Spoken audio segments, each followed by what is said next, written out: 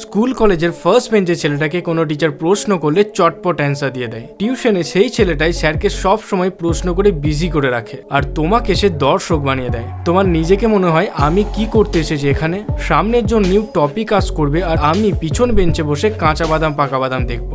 Daily ঠিক মতো পড়াশুনো করবো বলে চার্ট বানিয়ে সারা বাড়ির দেওয়ালে চিটিয়ে দিয়েছি, কিন্তু নিজের কনফিডেন্স এতটাই লো মনে হচ্ছে স্কুল কলেজের ওই ছেলেগুলোকে দেখে মনে হচ্ছে সেরকম রেজাল্ট হবে না, ফার্স্ট বেঞ্চের ছেলেগুলোই রেজাল্ট করবে। আই নো বস, তুমি অনেক প্রেসারে আছো, so let's remove the pressure.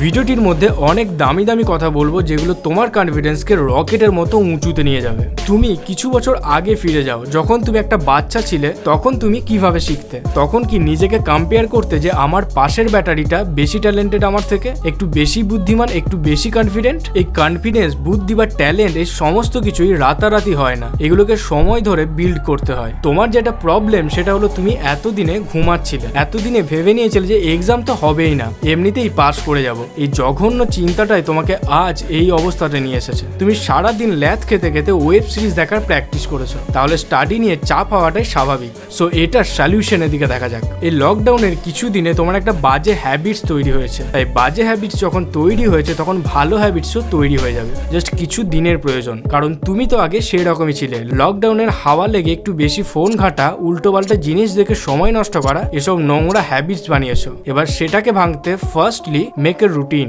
Routine বানানোর কথা হাজারটা মোটিভেশনাল ভিডিওতে শুনেছো, বাট রুটিনটাকে কন্টিনিউয়াসলি ফলো করাটাই হলো আসল ব্যাপার। সো রুটিনটাকে ফলো করাটাও কোনো ব্যাপার না, রুটিনটাকে আগের দিনে ঘুমানোর আগে খাতা পেনে লিখে রাখো। হ্যাঁ, অবশ্যই খাতা পেনের ইউজ করবে, ফোনে নোটপ্যাড বা ল্যাপটপে লিখে রাখলে হবে না, নো শর্টকাটস।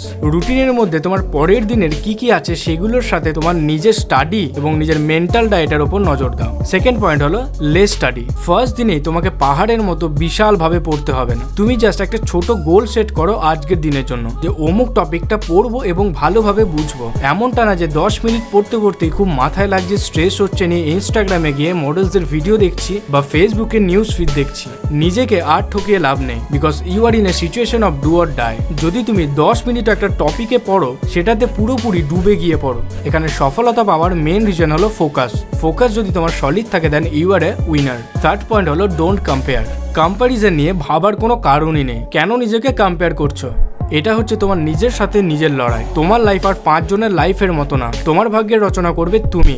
আর 5টা মানুষের সাথে যেমন হচ্ছে তোমার সাথে ঠিক তেমনটাই হওয়া উচিত, এমনটা কখনোই হয় না। নিজের অ্যাটিটিউড বানাও। একটা লায়নের মতো নিজেকে জঙ্গলের রাজা ভাবতে শুরু করো। তুমি রাজা ছিলে আর রাজাই আছো, জাস্ট কিছু দিনের কনসিস্টেন্সি আবার তোমাকে সেরা বানিয়ে তুলবে। সো ভিডিওটাকে দেখার পর আশা রাখলাম তুমি পড়তে বসবে আর 1 সেকেন্ডও সময় নষ্ট করবে না। ফাইনালি নিজের লাইফকে নিজেকেই ডিজাইন করতে হবে। ফোকাসের ওপর নজর দাও, আর এই সময় তুমি নিজের 100% দিয়ে হার্ড ওয়ার্ক করো। দেন ফিউচারে তুমি যে কোনো কাজ করবে সবকিছুতেই 100% দেওয়া শিখে যাবে। So time to end the video. ভিডিওটিকে লাইক, সাবস্ক্রাইব। দেখা হচ্ছে নেক্সট কোনো লাইফ চেঞ্জিং মোটিভেশনাল ভিডিওতে।